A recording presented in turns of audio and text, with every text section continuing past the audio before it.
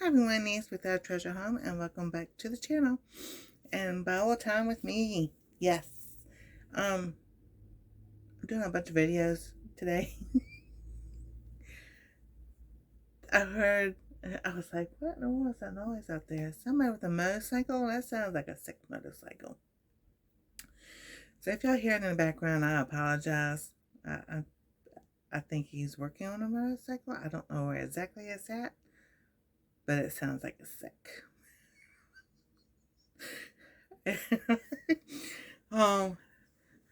Think of I guess a sick cow or something other, if you ever heard one. Yeah, it was just a really strange sound. So, that's how I'm going to start this video. Yeah, strange sounds. How about that? So, anyway, we're still continuing with our series, The Names of God. And the Hebrew names of God. We don't actually necessarily say the Hebrew names of God because I don't know them. I've said before, I don't know them by heart.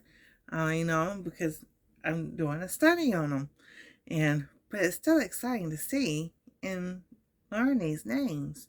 And that maybe that when we sit there and say, like, thank you, Lord, for providing for me, that name Jehovah Jireh ring. You're like, oh yeah, that's what they used to call him, but he's also Lord to us. I have no idea. I'm just hearing some rare sounds today. I am not going outside. I am not opening the door. Yeah, no. That's okay. Because you know what? I know he's protecting me. The Lord's protecting me. Because whatever's going on out there, it can stay out there. So, today's name, I left you hanging last time. It is Jehovah Rohi. I guess that's how you say it. It's R-O-H-I. I thought it was R-O-H-A, Raha, but it's R-O-H-I. So Jehovah Rohi, or however it is pronounced. And I didn't have my calendar out last time. I got it this time. And it's R-O-H-I. Why I put A, I have no idea. But it means the Lord our shepherd. Isn't that wonderful? He is our shepherd. You think about, well, shepherds are still around. They protect sheep. They guide sheep. They lead sheep. And yes, we'll get to those verses in just a moment. But there's so many other places in the Bible the Lord talks about being the good shepherd. So I was like, this was exciting too because he's our shepherd, and the shepherd looks after his sheep the same way. And you see it with all these names, how they all just like really tie in together. And even though each one is different, but he's our shepherd. The shepherd protects and guides and leads and provides for his sheep. And I was like, this is just amazing. So I will put these links down there because this is where I found them. So Jehovah Rohi, he's our shepherd. You know that the Lord, he is God, as he hath made us, not we ourselves. And we know the people, and I'll get to those verses. But it talks about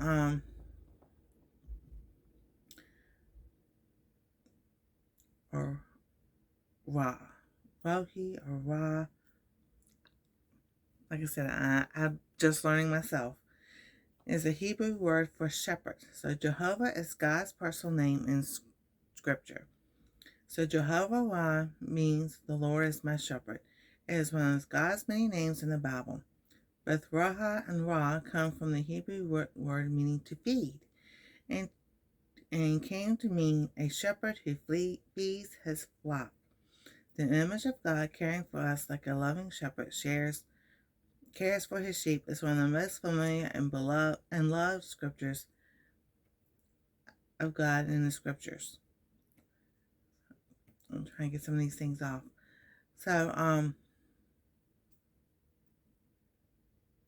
because one thing I found, it says shepherds were, the Raha was Roha, so that's probably where I got it from.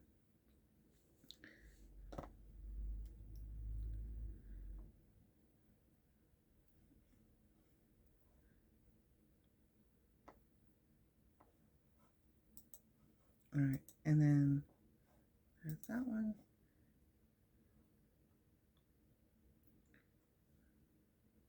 So, all right, so the occupation of shepherds, we learned that shepherd's position is one of authority and protection.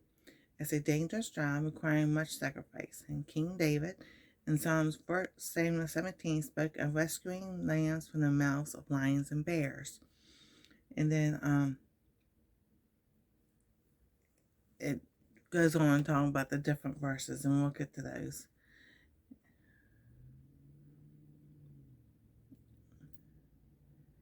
And this the girl was talking about how author her life. I won't read all that. And you know, we sit there and we say the verses, and do we really stop and think what these verses mean, or about the different names, of God and their meanings? So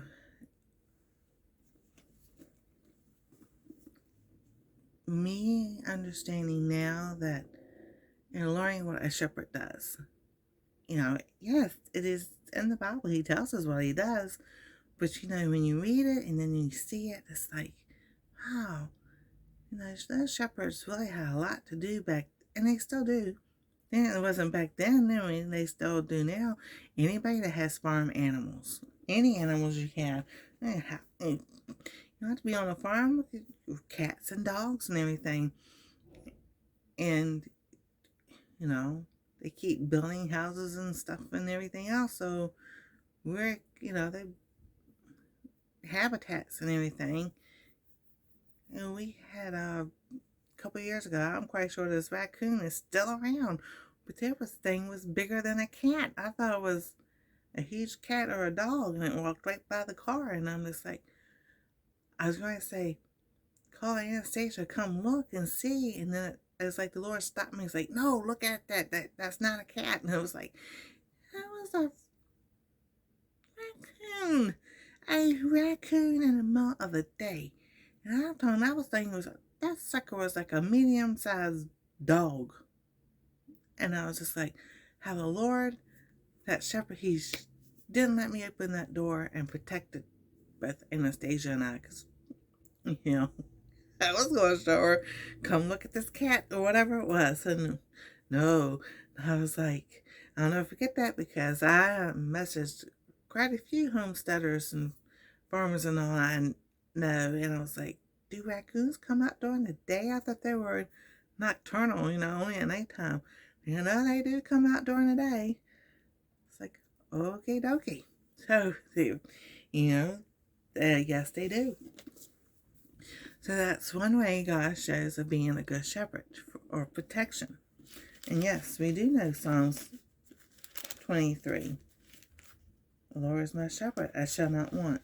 And for years, I just thought that meant, well, you didn't want him to be your shepherd. I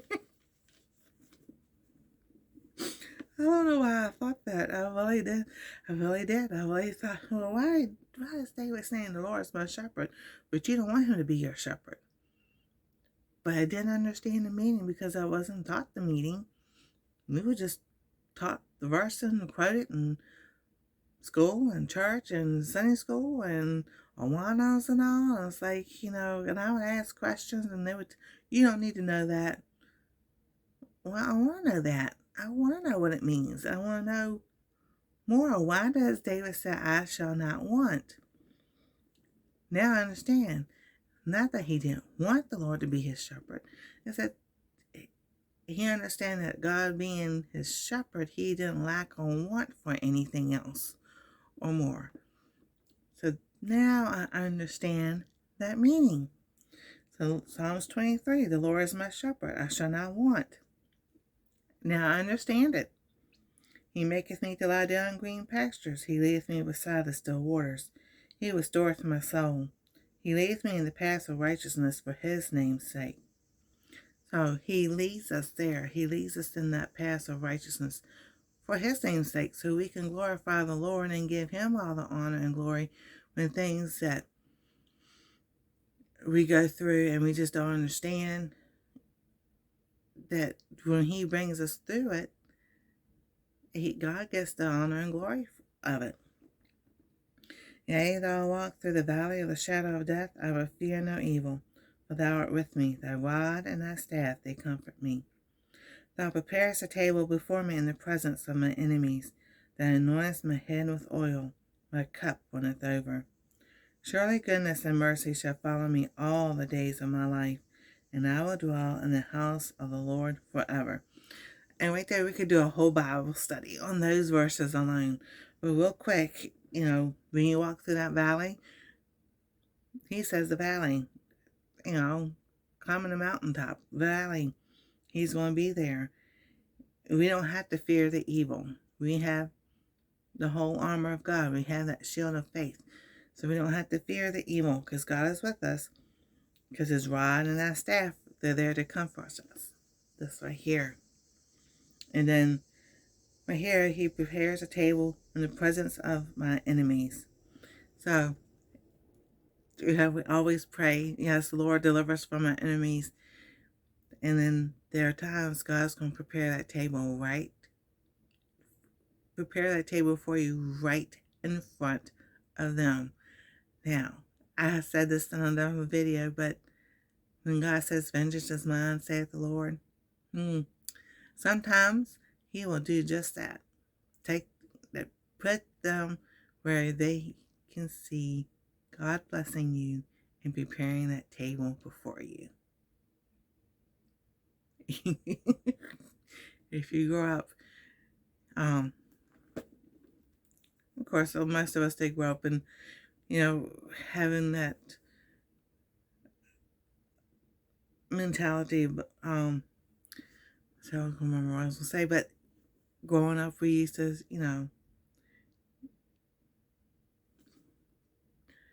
Jeepers Creepers, no. Oh, I forgot how it goes. Jeepers Creepers Reapers lose something another. I can't remember now. I had it. But, somebody would lose something and you would find it. It will say that it was $1 somewhere, and losers, reapers, or something other like that. And you found the $1. Would you, you said it was yours instead of giving it back. My sisters would do that. Well, you lost it. I found it. But then, the Lord would bless with something else. So, and I've seen that happen. I've lost things, and like I said, he blessed me with better things. So, but in the presence of your enemies, sometimes they may not see it, and sometimes they will, but that's not for me to choose if they see it or not. That's for God to choose. God's just going to sit there and bless you and make that table before you in the presence of them, no matter what. And surely goodness and mercy shall follow me all the days of my life, and I will dwell in the house of the Lord forever. So, right there, as his child, the shepherd is going to guide you every day in his mercy and grace, and you will dwell in the house of the Lord forever. And as a child of God, you are spiritually still sitting, you're sitting right now spiritually right there with Jesus at the right hand of God. So he's still sitting in heavenly places, just that we're not in heaven as we're still here. I know that can be a bit confusing too. So another verse is Psalms 95:7. It says, "For he is our God, and we are the people of his pasture, and the sheep of his hand. Today, if we hear his voice." So we, listen to him. He's our shepherd. He leads and guides us.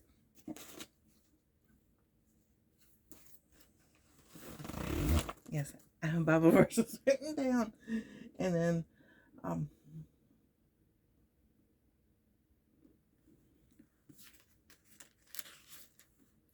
Psalms 80, verse 1, "Give ear, O shepherd of Israel, that thou leadest Joseph like a flock, that thou dwellest between the cherubims shine forth."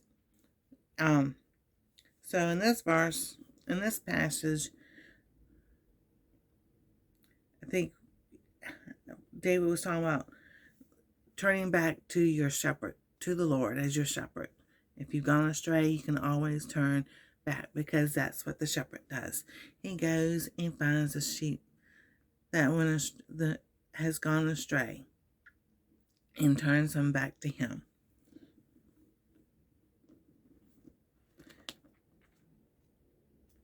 So not only he provides, he's a protector. The shepherd looks after his sheep.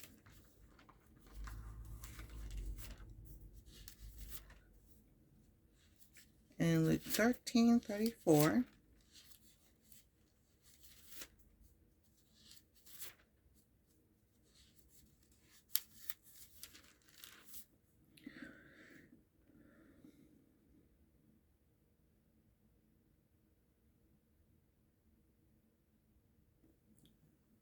that's what it says, 13:34. 13:34, but it has nothing about a shepherd. It says,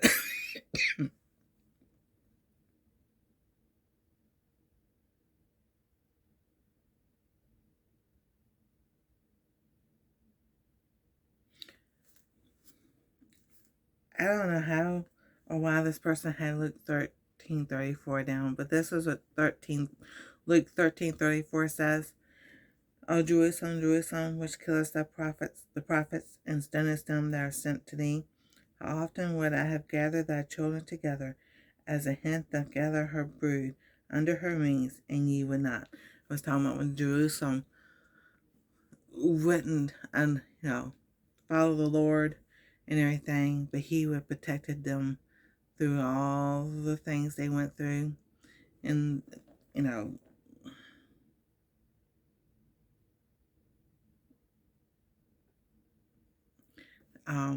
thinking about after David, when the different kings came along, and the different Namorites and the Gibeonites and all those people came against him. That's what that verse is referring to.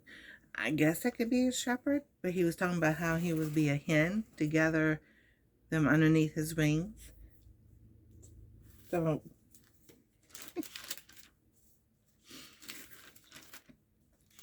did I look at the verses before? No, because I wanted to look them up with you. And then,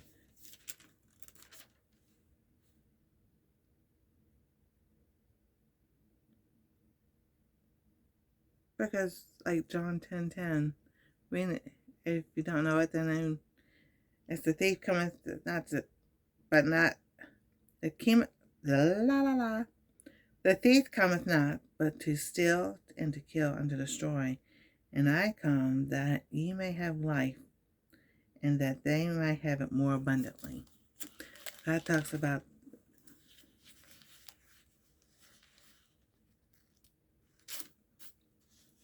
because in verse 11, here we go, verse 11, "I am the good shepherd. The good shepherd giveth his life for his sheep.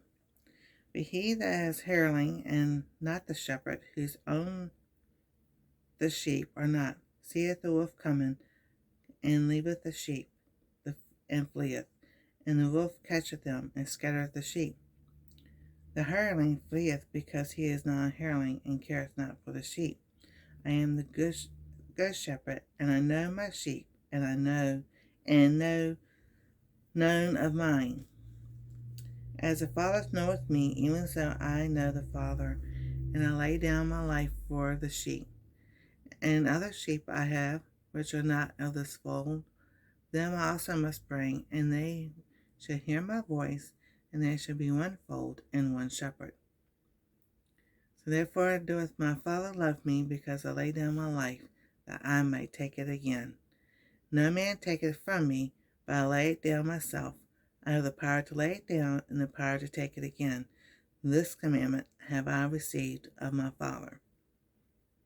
That's where Jesus talks about him being the good shepherd, that he was willing to lay down his life to die on the cross and rise again on the third day to be our shepherd, to guide us and protect us.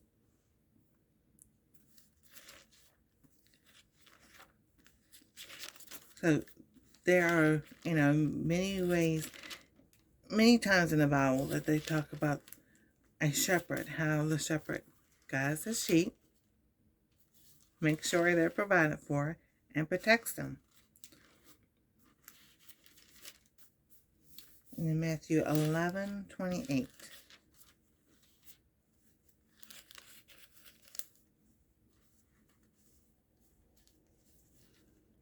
Yes, my Bible. I'm like, okie dokie. Do you not go anywhere? Just stay right there. 11:28. Come unto me, all ye that are heavy laden, and I will give you rest. Take my yoke upon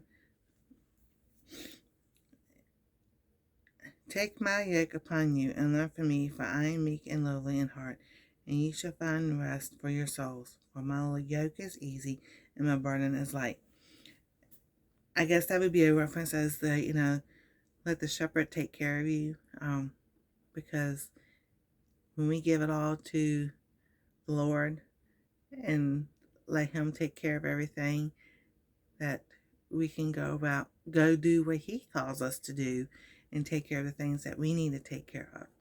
It's like a sheep. The sheep doesn't, the sheep knows to go in the grass and with any animal, but he uses the sheep because, the shepherds back then, they're the ones that looked over the sheep and was their provider, protector, and made sure that nothing would harm them.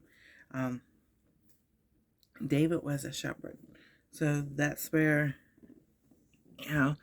David was able, he took care of those sheep, his father's sheep, and protected them from the lion and the bear. So just like our Lord, Jesus, being our shepherd, he will take care of us and provide for us and protect us from the lions and the bears also. So that is very exciting. They're all different names, but they're all tying into kind of the same thing. But yet they're not. And they're all different.